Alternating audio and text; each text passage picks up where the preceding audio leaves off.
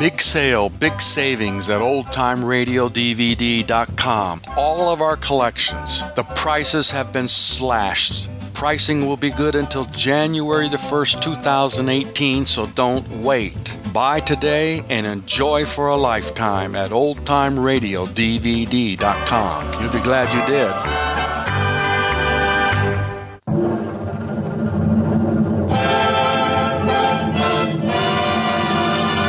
From Hollywood for Hormel and Spam, we present Crazy People. George Burns and Gracie Allen.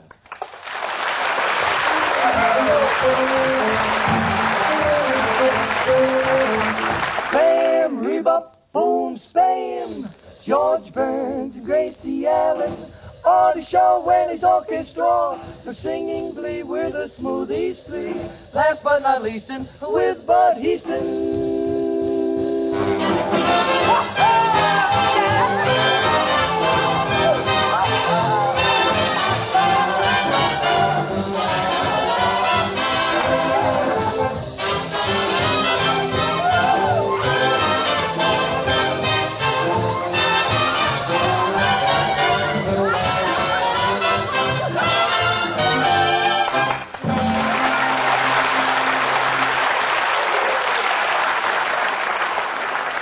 Monday night brings another gay Burns and Allen show to your house and another hint for serving a warm weather supper. Get a can of Spam, S-P-A-M. Slice this tender, juicy, grand-tasting meat and serve with tomatoes stuffed with cottage cheese. Add your favorite iced drink, a simple dessert, and you have a swell supper you can fix in a jiffy.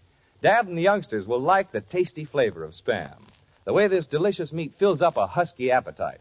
That's the easy shortcut to summer meals. Let Spam, a Hormel product, do the work. Get a supply at your food store. Just ask for Spam, the meat of many uses that keeps without refrigeration. Be sure to try the easy recipes on the label. You'll be surprised what Spam can do for your meals.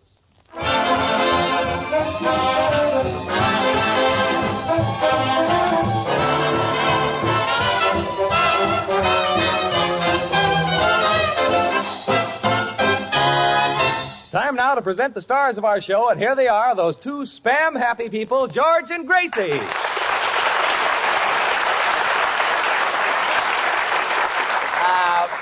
Thank you very much. Now, don't forget, Bub, what you promised before the broadcast. It's a date tonight. You and Bud have a date? Yeah. Well, yes, George. Gracie wants me to take her to the Hollywood Bowl. This might be a surprise to you, but there's nothing going on at the Hollywood Bowl tonight. Well, there will be when we get there, if you know what I mean. I think I know what you mean, but before you get yourself involved in this little romance, Bud, it would be sort of a nice idea to meet Gracie's family. Oh, are they a sociable lot? Congenial. I met her brother, the dentist, and I said hello, and he nicely pulled out 14 of my teeth. From which pocket, George?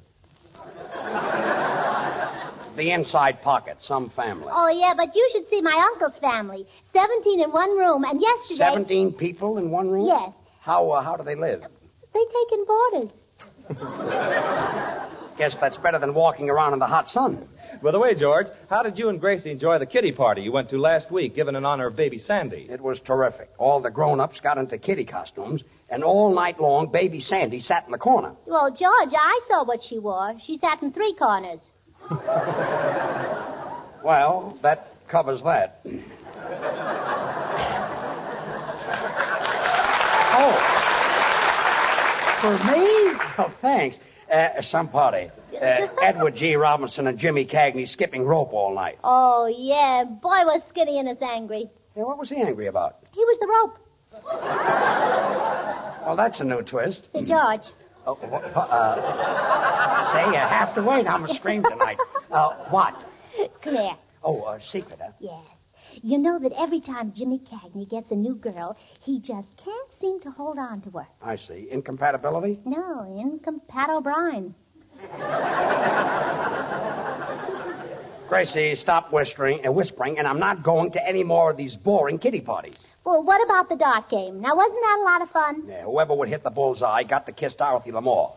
I not only didn't hit the bullseye, I missed the target altogether. Well, George, instead of a dart, you should have used a can of Spam. Spam? You know, cold or hot, Spam hits the spot. Oh, yeah. Oh, George, Dorothy Lamour was there. That's right, Bud. You know, I went out with her once. Really? Yeah, I took her out one night, and we went home and sat in the parlor, and I read poetry to her, and all of a sudden she turned out the light. Well, what happened? I turned it back on. I can't read in the dark. I see. You know, there's one thing I can't understand, Bud. At the party, the master of ceremonies introduced everybody to do something. And when it got to me, he forgot my name. Don't worry about it, Harry. Harry. My name happens to be George. Oh, pardon me? I keep thinking it's Tuesday. Well, it might interest you to know that at the party, I had an offer to make a picture from a gentleman named Joe Pasternak. Joe Pasternak? Who's that? Who's that? Yeah. He only happens to be the producer who's responsible for the success of Deanna Durbin and Gloria Jean. He started in the picture business with shorts, and in no time he came through. Wore out the shorts, huh? Yeah, slid down the banisters. Well, anyway, Mr. Pasternak is looking for a comedian for his next picture, and he's coming up here to see me. Oh, you going to help him find one? Remember me, George Burns, comedian? Last week the audience screamed when I wore those funny pants. Didn't I have them laying in the aisles? Yeah, well, you should have worn suspenders. Artie Shaw, you were here last week. How were those laughs? Great, George. About 106, weren't they? 107. 107, huh? Yeah, you got one, too. Oh, yeah, well, leave it to the boys. Boys, didn't I get a lot of laughs last week? Well, fellas, didn't I? Oh, sure. Thanks, boys. Sí, cómo no. Tú eres muy chistoso. Yo me muero de risa cada vez que dices un chiste. Guitar player, Senor Lee, what is it? Senor Burns, to me, you are a very funny man. Well, thanks. When you tell jokes, you tickle me punk. You tickle me, punk? That's wrong. Perdóname. You tickle me, punk. Yeah.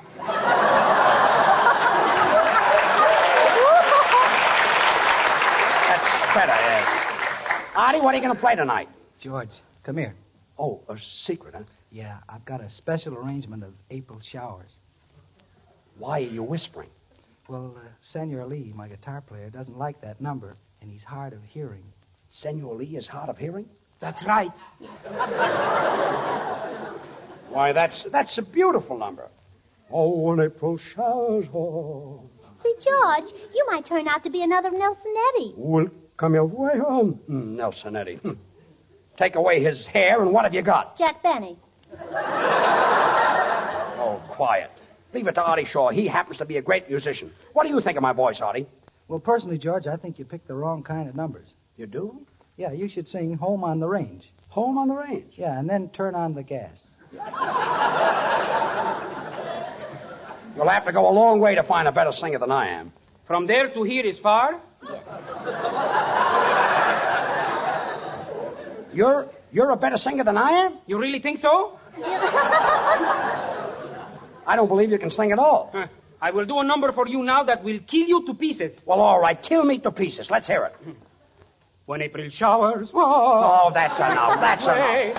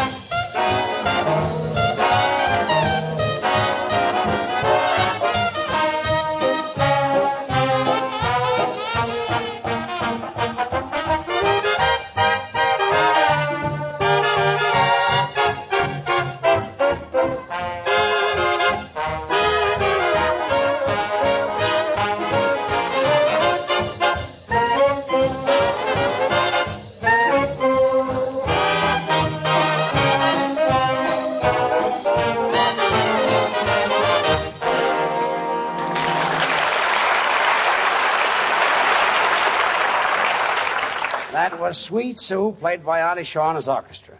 And Artie, you're not only a swell musician, but you're a nice guy. Thanks, George, and you're a nice guy. And you're easy to get along with. You're easy to get along with, too.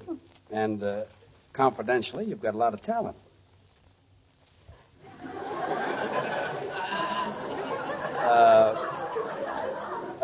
Well... Thanks, George. Now, listen, everybody. When Mr. Pasternak gets here, remember, I run the show. I get the idea for the show, I write it, direct it, produce it, and act in it. Get it? Okay, Austin. Awesome. My name is George. I keep thinking it's Tuesday. You can stop with that, too. You don't even know who Orson Welles is. I do, too. He's making a picture for 21st Century Fox. 21st Century Fox.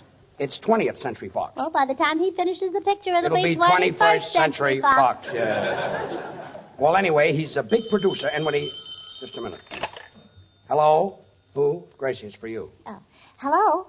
Gracie Allen Spam's Meatheart speaking. Spam's Meatheart. That's cute. Who? Who, Bessie? Oh, that's too bad. Goodbye. Well, that's a smart phone conversation. Well, George, that was my sister Bessie. You know, she's the one who's married to an aviator. He's a stunt flyer, you know. A stunt flyer? Yes. He went up in the air last week, and he looped the loop 50 times, and when he was going into it for the 51st time, he saw something coming toward him that frightened him to death. What'd he see? His aeroplane.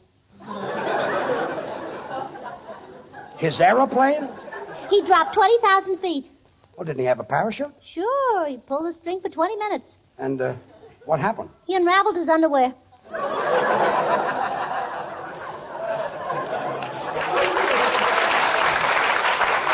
He unraveled his underwear. I wonder what's keeping that producer. Let me see. When he comes, what can I do to impress him? First, I'll get the orchestra to give me a terrific fanfare. Then I can do those Bob Hope type of jokes. Senor Burns, why don't you tell a griddle? A griddle? I know some very funny griddles. Well, let's hear the funny griddle. This is a very hard one to guess. Griddle. What's the difference between? Between what? Stuck, eh? Some griddle.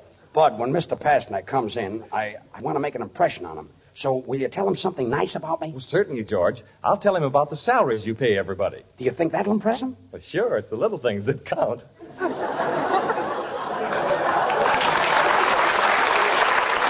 Well, that'll be nice. George, I've got an idea that might help you. What is it, Artie? Well, I've got a wonderful reference about myself, and when Pasternak comes in, I can switch it and say it's about you. Swell, Artie. Listen to it. You are a very bright person, one that makes friends easily. You have great talent and are destined to reach the greatest heights of success. That's wonderful. Where'd you get it, Artie? Out of a weighing machine.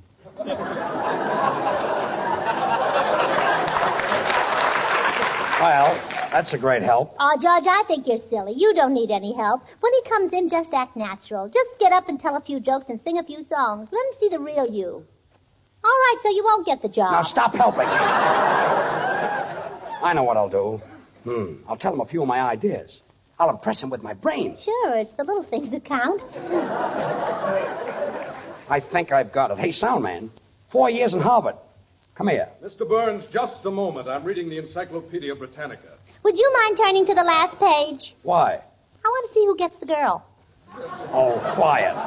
Sound man, come here. Look, I need a high-class introduction. And I know that you've had an education. In what language do you want this introduction?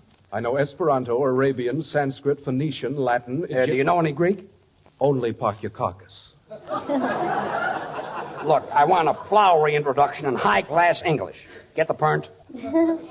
Mr. Burns, I believe I have formulated in my mind an introduction befitting one of your position in radio. Well, give out. Let's hear it. Listen.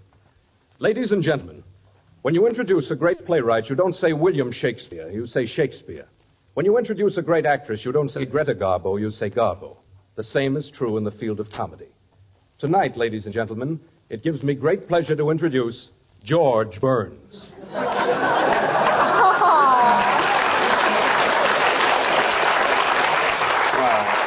thanks very much, and remind me to give you a new doll for Christmas.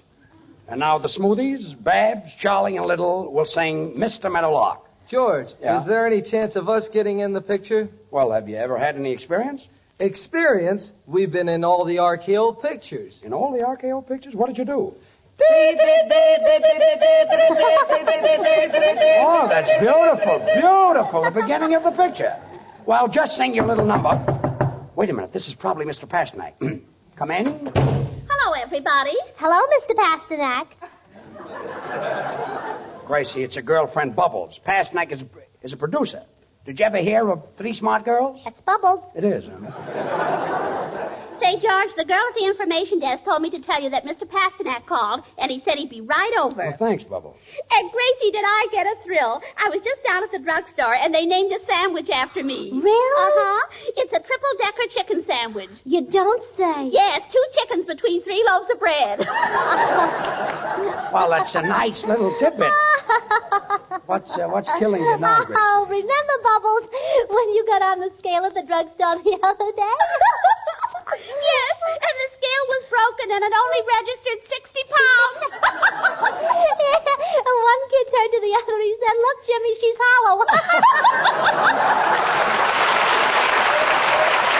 Glory, the song.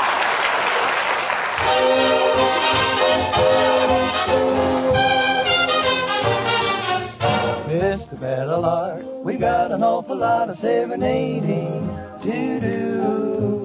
Mr. Meadowlark, I'm just a city slicker and I'm counting on you. She's got a country guy who whistles, my whistle is thin. So when I begin, that's where you come in. Mr. Meadowlark, if you should propaganda when I'm kissing my chick. Needless to remark, I hope you'll have the decency to exit but quick. If Mrs. M thinks you're outstepping, I'll make it all right.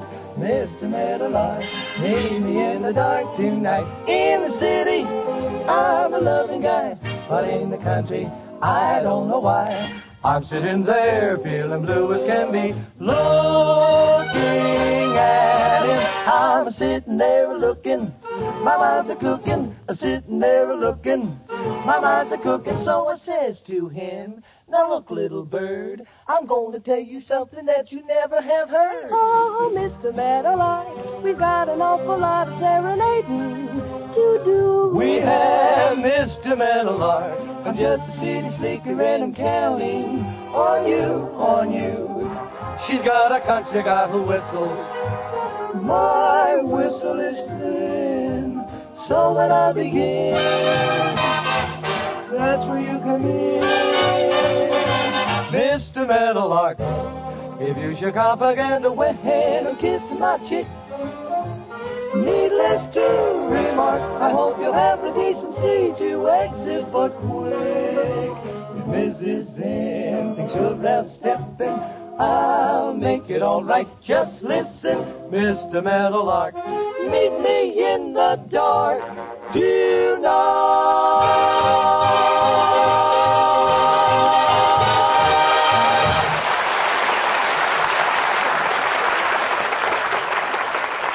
Friends, Spam keeps without refrigeration, and we... Bud, Yes, Gracie? say that again. Spam keeps without refrigeration? Yeah, say it again. Spam keeps without refrigeration. Again.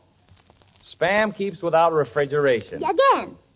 Spam keeps without refrigeration. Say, what is this? I've already said it 5 times. Yeah, I know, but I like to watch you say it. You like to watch me say it? Why? Well, it's so cute the way it makes your Adam's apple go up and down. Well, Gracie, I don't know what Spam does to my Adam's apple, but I certainly know what it will do to your appetite. And friends, I know that you don't want to spend a lot of time in the kitchen these warm days, but when Dad and the youngsters say, "We're hungry," you've got to fill them up. Now, that's the time to let Spam, S-P-A-M, do the work. Spam keeps without refrigeration. There it goes again.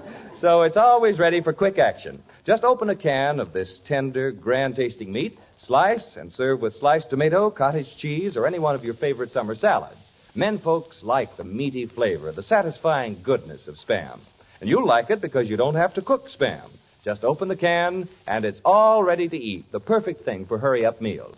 Get a can or two when you shop tomorrow. Just ask for Spam, S-P-A-M, and try the easy recipes on the label. Then you'll know why Spam is America's perfect hot weather food. Slice it, dice it, Fry it, bake it, cold or hot, Spam hits the spot.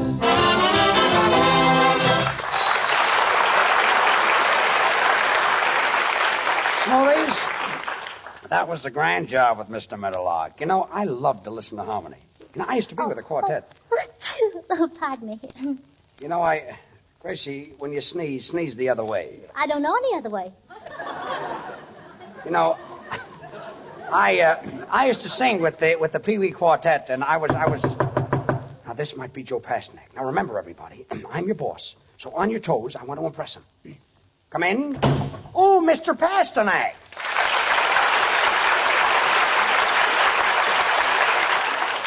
Hello, Mr. Pasternak. Hello, George. Gracie, take Mr. Pasternak's hat and coat. While he's still looking? Just take it, Gracie. Just take it. George, I rushed right over, but I can't stay very long. You see, I'm in the middle of a new picture, Seven Sinners, with Marlene Dietrich. I know. I've been working very hard. Now, tonight I'll have to go back and probably be stuck with Marlene Dietrich until 3 in the morning. Should happen to me. Mr. Pasternak, do you rehearse the actors, too? I do all the scenes for them. If it's a love scene, I do that, too. You mean you kiss them? Oh, I kissed all the movie stars. Really? Oh, tell me, is it a thrill to kiss Clark Gable? Gracie, please.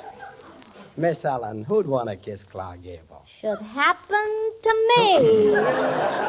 So, Mr. Pasternak, the comedy part of your next picture's still open, huh? Yes, George, that's why I'm here. As a matter of fact, I had nothing but George Burns for the last few weeks. Really? Who's been telling you about me? You have. Well, you're not making any mistake. Artie Shaw, do I get a lot of laughs on this program? Yes, indeed. Mr. Pasternak, George has more talent in his little finger than Benny, Allen, and Hope together, it says here.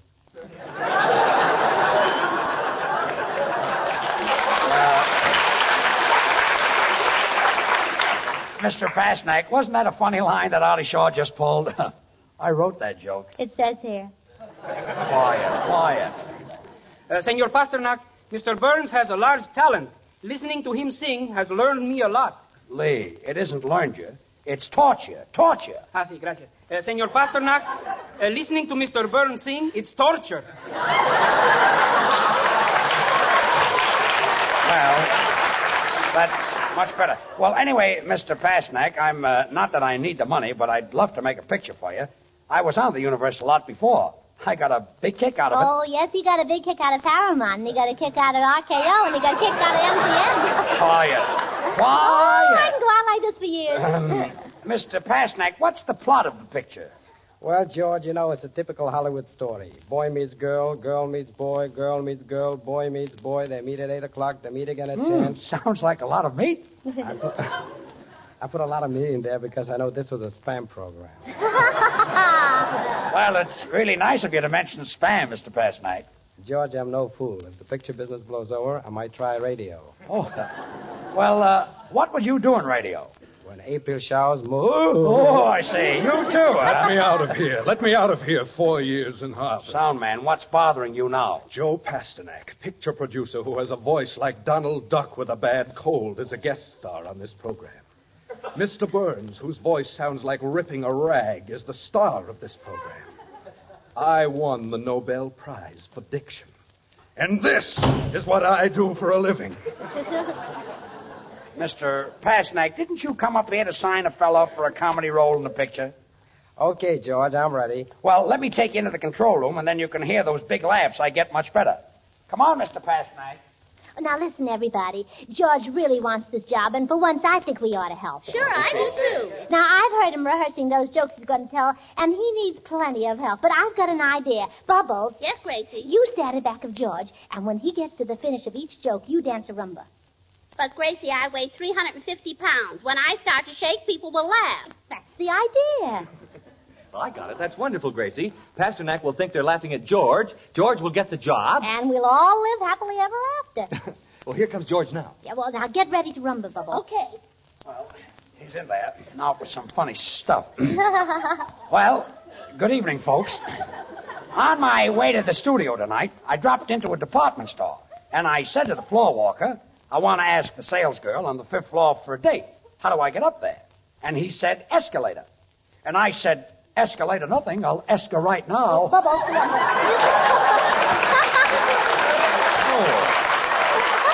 Oh, boy. Green. What a laugh. I got 'em rolling out front. They're rolling in back, too. Say, folks, you should meet my girl. She's really a honey. I call her Knob because she's something to adore. Oh, boy. What a scream. Am I a success? Hip, hip, hooray. Well, I don't know about the hooray, but those hips are doing all right. Of course, folks, my girl isn't very healthy. She's a little puny. You know what a puny is? A puny is a small horse. Imagine such an old joke getting such a big laugh. She's only 34. Who's only 34? Oh, here comes Mr. Pasternak. Oh, well, let me do the talking.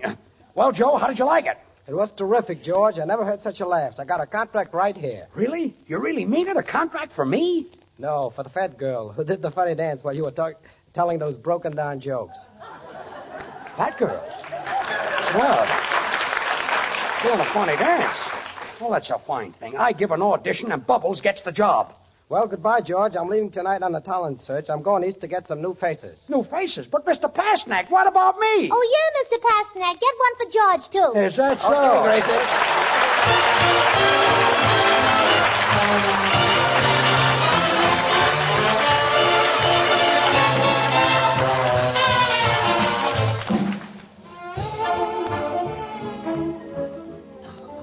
Before George and Gracie say goodnight, they asked me to suggest that you try Spam tomorrow. Just open a can of this delicious meat. It's all ready to eat. Slice and serve in Spamwiches or with your favorite summer salad. You'll find everybody in your house likes the meaty flavor, the lip-smacking goodness of Spam. Get a can or two at your food dealers. Try the easy recipes on the label. You'll discover that with Spam, you save kitchen time and serve wholesome food. Well, Gracie, say goodnight. Oh, wait. I promised to say goodnight to the detail mealers who are holding their convention in St. Paul. The detail meat dealers? Yes. You mean the retail meat dealers? Well, it doesn't make a difference, better. No, far be me from it. Good night, folks. Good night.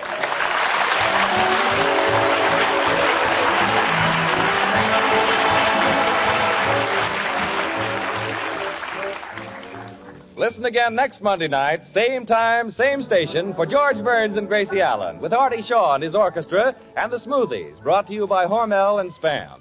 Until then, this is Bud Heaston reminding you to remember that cold or hot, Spam hits the spot.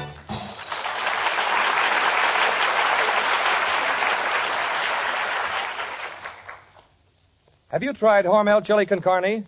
You may think you don't like chili, but chili con carne, the way Hormel makes it, is different, and everybody likes it. Double your money back if you don't like it. Try Hormel chili con carne tomorrow. This is the National Broadcasting Company.